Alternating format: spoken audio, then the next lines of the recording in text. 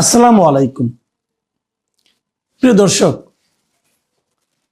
আজকে সকালে আমি একটা কন্টেন্ট করেছিলাম বেগম খালেদা জিয়ার মৃত্যুকে কেন্দ্র করে। এরপর ওনার আজকে সকাল ভোর 6টার সময় ওনার মৃত্যু হয়েছে। এরপর 12 ঘন্টারও বেশি সময় পার হয়ে গেছে। এরপর সামাজিক যোগাযোগ মাধ্যমে এবং বিভিন্ন জায়গায় আমি এই মৃত্যুকে নিয়ে নানা ধরনের প্রতিক্রিয়া দেখছি এবং বিশ্বাস করেন, সকালে আমার যতটা মন খারাপ ছিল তার চেয়েও অধিকতর মন খারাপ নিয়ে এখন আমি এই কন্টেন্টটা করতে বসেছি। আমার এই মন খারাপটা হলো তার মৃত্যুকে কেন্দ্র করে বিভিন্ন মানুষের মধ্যে, আমাদের মতো বিভিন্ন মানুষের মধ্যে যে নীচতা, যে ক্ষুদ্রতা, যে রাজনৈতিক সংকীর্ণতা আমি দেখছি, এটা আমাকে হতাশ করেছে। নানা জনে নানা ধরনের মন্তব্য। কেউ বলতে চাচ্ছে যে উনি কি আসলেই আজকে মারা গিয়েছেন, কেউ এমন কথা বলছেন উনি কি আরো আগে মারা গিয়েছেন, রাজনৈতিক কারণে কি ওনাকে পর্যন্ত টিকে রাখা হয়েছে, মনোনয়নের জন্য কি ওনাকে টিকে রাখা হয়েছে, ওনাকে মনোনয়ন দিতে হবে সেই জন্য ওনাকে মনোনয়ন দেওয়া পর্যন্ত অপেক্ষা করতে হয়েছে। এইরকম নানা ধরনের কথা শুনে আমি, বিশ্বাস করেন, আমার না মনটাই খারাপ হয়ে গেছে। আমার মাঝে মাঝে মনে হচ্ছে আমরা কি এত সংকীর্ণ একটা মানসিকতার জাতি? ভাই, একজন মানুষ মারা গিয়েছেন, উনি ব্যক্তি হিসেবে আমাদের দেশের জন্য আমি তো মনে করি উনি আনপ্যারালাল ছিলেন।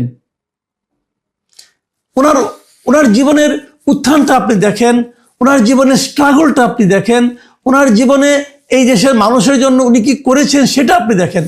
ভাবুন, একটা মানুষের উপর দিয়ে কি গিয়েছে, কতটা পেইন ওনাকে সহ্য করতে হয়েছে, তারপরেও উনি কি সুদৃঢ়ভাবে, অনড়ভাবে ওনার আদর্শের কাছে, ওনার চিন্তার কাছে উনি কিন্তু কোনো ধরনের আপোষ করেননি। মানুষটাকে সেভাবে দেখেন আপনারা। বাকিগুলো কেন, এই আলোচনাগুলো করে কেন আপনারা কি বলতে যাচ্ছেন? মানুষকে বিতর্কিত করার মাধ্যমে, মানুষের চিন্তা নিয়ে নানা ধরনের এই ধরনের আলোচনার মাধ্যমে আমরা আপনারা কি অর্জন করতে চাই, এই বিষয়টা না আমার কাছে ক্লিয়ার না। যাই হোক, একটু ক্ষোভের কথা বললাম, এই প্রসঙ্গটা আমি আবার পরবর্তীতে আসবো, তার আগে আমি বলে নেই, বেগম খালেদা জিয়া মারা যাওয়ার পরে সরকারের যে ভূমিকাটা আমার খুব পছন্দ হয়েছে। প্রধান উপদেষ্টা নিজে বক্তব্য দিয়েছেন, প্রধান উপদেষ্টা জানিয়েছেন যে উনি দেশে 3 দিনের জাতীয় শোক ঘোষণা করেছেন এবং একদিন জাতীয় ছুটি ঘোষণা করেছেন, এবং এগুলো আমার কাছে খুবই প্রয়োজনীয় মনে হয়েছে। দেশের একজন গুরুত্বপূর্ণ ব্যক্তির মৃত্যুতে এ ধরনের আনুষ্ঠানিকতা এবং সিদ্ধান্ত আমি মনে করি নেওয়া উচিত। কেন সেটাও বলি, যারা জীবিত আমরা আছি, আমরা এই সময়টা ওনাকে যেমন স্মরণ করতে পারবো, অথবা আগামীতে যারা রাজনীতি করবেন আমাদের এখানে, তারাও ভাবতে পারবেন যে রাজনীতিতে এই ধরনের আচরণ করা গেলে এই প্রাপ্তিটা মিলে, মানুষের কাছ থেকে এই শ্রদ্ধাটা পাওয়া যায়। কাজে আমি মনে করি জাতীয় জীবনে এই সমস্ত উদাহরণ তৈরির প্রয়োজন আছে। দেখুন, সারা দুনিয়াতে কিন্তু এর যে প্রভাবটা পড়েছে, সেই প্রভাবটাকে ভাবুন তো। পাকিস্তানের পররাষ্ট্রমন্ত্রী আসতেছেন, এখন বলবেন এই দেশে পাকিস্তান হয়ে গেছে, অথবা এটা তো আবার আমরা 74-71 আগের অবস্থায় ফিরে যাচ্ছি। মানে সবকিছুর মধ্যে রাজনীতি খোঁজার কোনো দরকার নাই। ভাবেন তো, ভারতীয় পররাষ্ট্রমন্ত্রীও তো আসতেছেন, তাহলে এখন আবার কি হলো? নাকি এখন তাকে ফেরানোর জন্য আমাদের মিছিল করতে হবে? এরা যে আসতেছেন, এটা হলো একটা পারস্পরিক সৌহার্দ্যের পরিচয়, এবং দেখানো, বোঝানো, মানুষের প্রতি মানুষের ফিলিংসটাকে প্রকাশ করা, এবং এ থেকে এটা বোঝা যাচ্ছে আমরা কাউকে শত্রু রাষ্ট্র বানাইনি, সবাই আমাদের মিত্র, এবং তারা একটা উপলক্ষ করে আসতেছেন। এটা তো হয় না বলেন? হয় না আপনার পাশের বাড়িতে, তার সঙ্গে আপনি দীর্ঘদিন ধরে বিরোধ চলছে, সেই বাড়ির একজন মুরব্বী যদি মারা যান, সবাই আমরা যাই না জানাজা অংশ নিতে? সবাইকে আমরা যাই না সেই বাড়িতে যারা শোক সন্তপ্ত পরিবার আছে তাদেরকে সমবেদনা জানাতে? যাইতো। দেখুন, যারা বলছেন যে এটাকে নির্বাচনে, রাজনীতিকে কাজে লাগানোর জন্য এই কাজটা করা হয়েছে, তাদের কাছে আমি একটা কথা বলি, কি হলো? ধরা যাক খালেদা জিয়া, আমি নিজেও বলেছিলাম যে খালেদা জিয়াকে দিয়ে কালকে 3টা মনোনয়নপত্রে টিপসই দিয়ে জমা দেওয়াটা আমার কাছে পছন্দ হয় না, এটা আমি বলেছিলাম। কিন্তু তার মানে কি এই জন্যই তাকে বাঁচিয়ে রাখা হয়েছিল? বিষয়টা এইভাবে দেখবেন না। আমি যেটা পছন্দ করিনি সেটা হলো একটা বিষয়, যে উনি তো আসলে নির্বাচনে অংশ নিতে পারবেন না, উনি প্রচারণায় থাকতে পারবেন না, বিজয়ী হলেও উনি এটা করতে পারবেন না। অতএব কি দরকার ছিল? ওই জায়গাটুকুকে আমার রাজনীতি মনে হয়েছিল।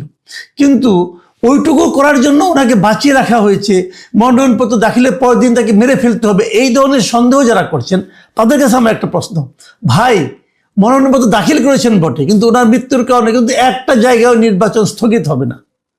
নির্বাচন স্থগিত হওয়ার যে নিয়ম, সেই নিয়মটা হচ্ছে বৈধ কোনো প্রার্থী যখন নির্বাচনী প্রচার ইলেকশন কমিশন প্রার্থী হিসেবে তাকে বৈধ ঘোষণা করার পর যদি কোনো বৈধ প্রার্থী মারা যান, তখন ওই আসনে নির্বাচনটা স্থগিত হয়ে যায়। তো উনি তো বৈধ প্রার্থী এখনো হন না। যারা নির্বাচনে মনোনয়ন জমা দিয়েছেন, ইলেকশন কমিশন তো এখন পর্যন্ত কাউকে বৈধ কিংবা অবৈধ হিসেবে কাউকে ঘোষণা করেনি, তার আগে উনি মারা গিয়েছেন। কাজে এই নির্বাচন স্থগিত হবে না। এবং এই প্রত্যেকটা জায়গায় বিএনপির একজন করে বিকল্প প্রার্থী আছে, তো হয়ে যাবে, কোনো সমস্যা তো নাই। কাজেই ওই কারণে এই পর্যন্ত দেরি করা হয়েছে। এই সমস্ত থিওরি যারা দেন এ ঠিক করেন না।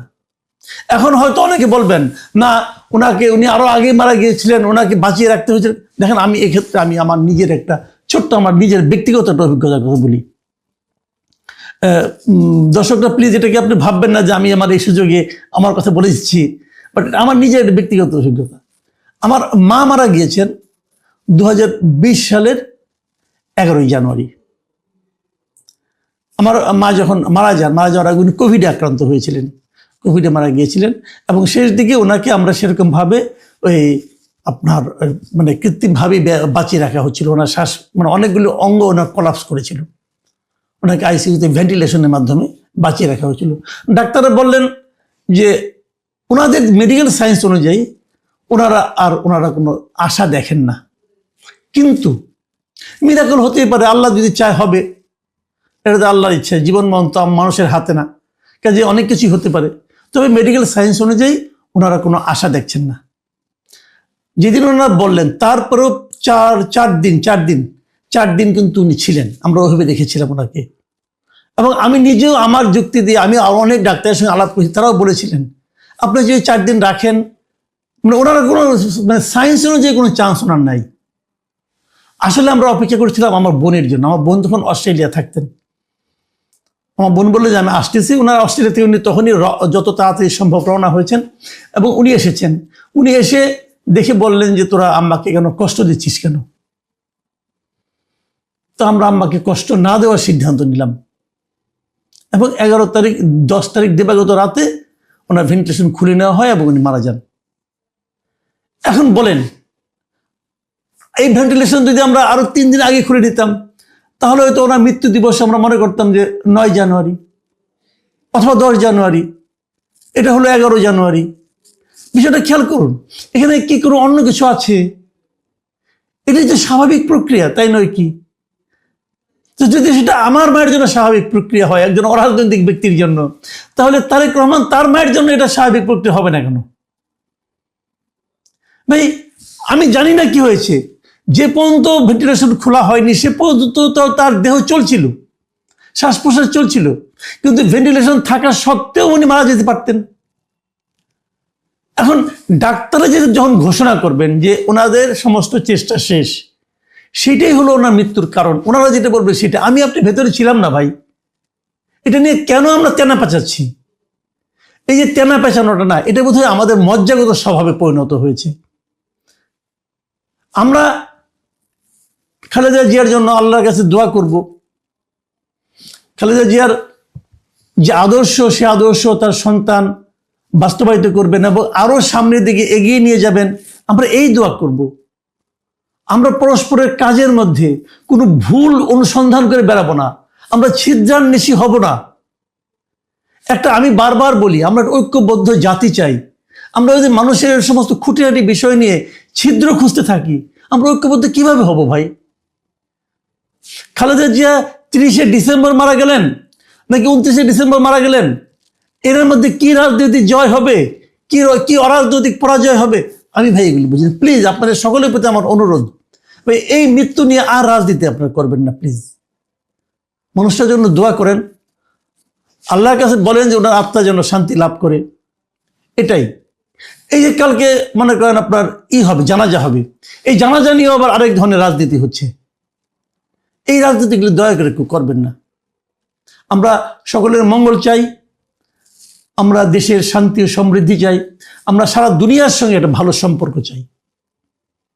প্রিয় দর্শক, এখন এ পর্যন্তই। আল্লাহ হাফেজ।